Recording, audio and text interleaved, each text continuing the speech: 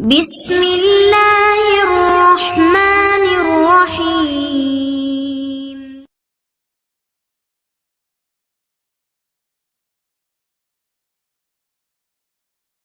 الحمد لله رب العالمين والصلاة والسلام على أشرف الأنبياء والمرسلين نبينا محمد بن عبد الله ومن تبعه بإحسان إلى يوم الدين أما بعد.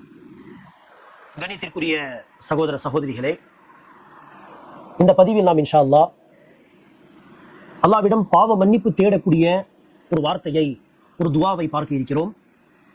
இந்த துவாவின் சிறப்பானது, ஒருவர் போர்க்களத்தை விட்டு ஓடியிருந்தாலும் இந்த வார்த்தைகளை கொண்டு துவா கேட்டால், இஸ்திக்ஃபார் செய்தால், அல்லாஹ் அந்த பாவத்தை கூட என்ன செய்து விடுகிறான், மன்னித்து விடுகிறான். போர்க்களத்திலிருந்து ஓடியவர் இந்த வார்த்தைகளை கொண்டு இஸ்திக்ஃபார் செய்தாலும் அந்த பாவம் மன்னிக்கப்படும் என்கிற அளவுக்கு சிறப்பு மிக்க ஒரு இஸ்திக்ஃபார் இது. அன்பானவர்களே, இஸ்திக்ஃபார், மன்னிப்பு தேடுவது என்பது மகத்தான ஒரு இபாதத். குர்ஆனில் பல இடங்களிலே அல்லாஹ் பாவ மன்னிப்பு தேடுங்கள், இஸ்திக்ஃபார் செய்யுங்கள், அதிகமாக இஸ்திக்ஃபார் செய்யுங்கள். நல்லடியார்களை குறித்து பேசும் பொழுது இந்த நல்லடியார்கள் அதிகமாக இஸ்திக்ஃபார் செய்யக்கூடியவர்கள் என்றெல்லாம் அல்லாஹ் பல இடங்களிலே இஸ்திக்ஃபார் செய்வதை நமக்கு வலியுறுத்தி பேசுகிறான். அன்பானவர்களே, நபிகள் நாயகம் ஸல்லல்லாஹு அலைஹி வஸல்லம் அவர்கள் முன்பின் பாவங்கள் மன்னிக்கப்பட்டவர். அவர் பாவமே செய்ய மாட்டார். ஒரு தூதராக இருக்கக்கூடியவர் பாவமே செய்ய மாட்டார். ஏதோ சில சின்ன சின்ன தவறுகள், மிஸ்டேக்ஸ் நடந்தாலும் அது அவருடைய அந்தஸ்தில் ஒரு பாவமாக கருதப்படலாம். ஆனால் அதை கூட அல்லாஹ் என்ன சொல்லிவிட்டான், ஃபத்ஹ் அத்தியாயத்தின் ஆரம்ப வசனத்திலே அல்லாஹ் உங்களுடைய முன்பின் பாவங்களை மன்னித்து விட்டான் என்பதாக அல்லாஹ் அறிவித்து விட்டான். ஆக ரசூலுல்லாஹி ஸல்லல்லாஹு அலைஹி வஸல்லம் அவர்கள் பாவமே செய்ய மாட்டார்கள். சின்ன சின்ன மிஸ்டேக்ஸ், தவறுதலாக செய்யக்கூடிய சில விஷயங்கள் நடந்தாலும் அல்லாஹ் அதை மன்னித்து விட்டான் முன்கூட்டியே. இருந்தாலும் கூட நபிகள் நாயகம் ஸல்லல்லாஹு அலைஹி வஸல்லம் அவர்கள் ஒரு நாளில் 70 தடவை, 70 டைம்ஸ், 70 தடவை பாவ மன்னிப்பு தேடுவதாக ஹதீஸில் பார்க்கிறோம். சில அறிவிப்புகளில் 100 தடவை, ஒரு நாளில் 100 தடவை ரசூலுல்லாஹி ஸல்லல்லாஹு அலைஹி வஸல்லம் அவர்கள் பாவ மன்னிப்பு தேடுவார்கள் என்பதாக ஹதீஸில் பார்க்கிறோம். பாவமே செய்யாத அவர் ஒரு நாளில் 70 தடவை, 100 தடவை பாவ மன்னிப்பு தேடும் பொழுது நாம் எவ்வளவு பாவ மன்னிப்பு தேட கடமைப்பட்டிருக்கிறோம் என்று யோசித்து பாருங்கள். அதை விட அதிகமாக வேண்டாம். 70, 100 என்கிற அந்த எண்ணிக்கை அளவுக்கு நாம் அவசியம் இஸ்திக்ஃபார் செய்ய வேண்டுமா இல்லையா? அன்பார்களே, தொழுகை என்கிற வணக்கத்திலேயே பல இஸ்திக்ஃபார் உண்டு. அதையே உளப்பூர்வமாக நாம் பொருள் அறிந்து படித்தாலே அது போதுமானதாக இருக்கும். தொழுகையில் உள்ள இஸ்திக்ஃபார் யோசித்து பாருங்கள். அல்லாஹ் அக்பர் தக்பீர் கட்டிய பிறகு ஓதக்கூடிய துவாக்களில் சில துவாக்களில் இஸ்திக்ஃபார் உண்டு. பாவத்தை விட்டு என்னை சுத்தமாக்கி விடு யா அல்லாஹ் என்று சொல்வது. ருகூவில், சுஜூதில் சுப்ஹானக அல்லாஹும்ம ரப்பனா வ பிஹம்திக அல்லாஹும்ம ஃபிர்லி, யா அல்லாஹ் என்னை மன்னித்து விடு. இரண்டு சஜ்தாவுக்கு நடுவிலே அல்லாஹும்ம ஃபிர்லி, அல்லாஹும்ம ஃபில் அல்லது ரப்பி ஃபிர்லி, என் இறைவா என்னை மன்னித்து விடு, என் இறைவா என்னை மன்னித்து விடு.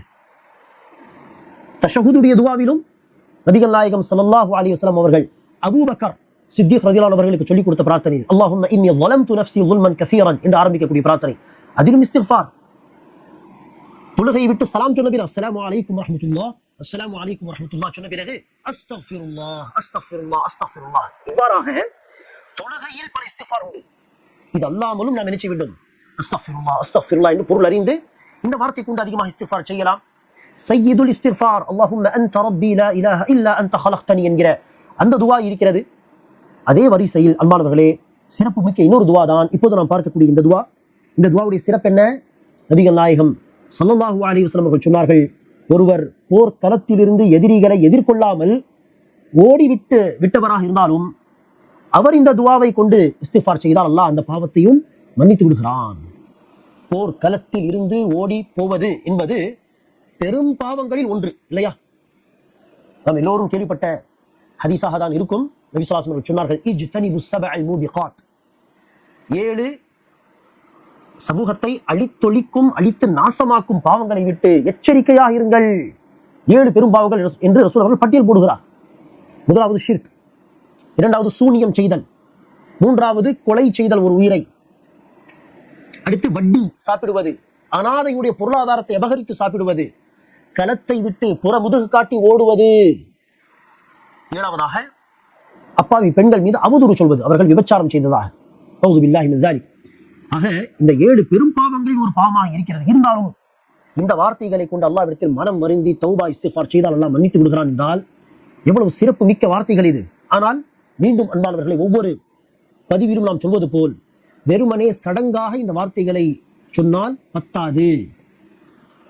பொருள் அறிந்து சொல்ல வேண்டும், அதுவும் பத்தாது.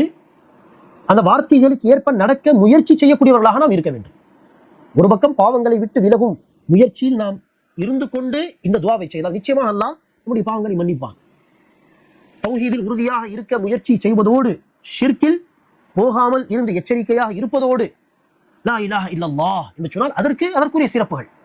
ஆக வெறுமனே சடங்காக சொல்லாமல் முயற்சி செய்பவர்களாக இருந்து கொண்டு நாம் இந்த வார்த்தைகளை சொல்லக்கூடியவர்களாக இருக்க வேண்டும். ஆக அந்த வார்த்தைகள் என்ன? அஸ்தக்ஃபிருல்லாஹல் அஸீம் அல்லதி லா இலாஹ இல்லா ஹுவல் ஹய்யுல் கய்யூம் வ அதூபு இலைஹி.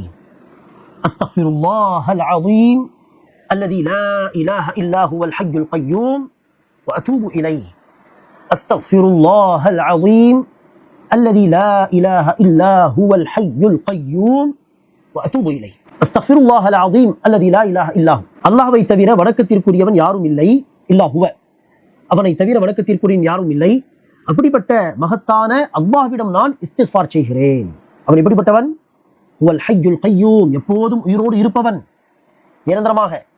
அல் கய்யூம், நிலைத்திருப்பவன், எல்லா படைப்பினங்களை நிலைத்திருக்க செய்பவன்.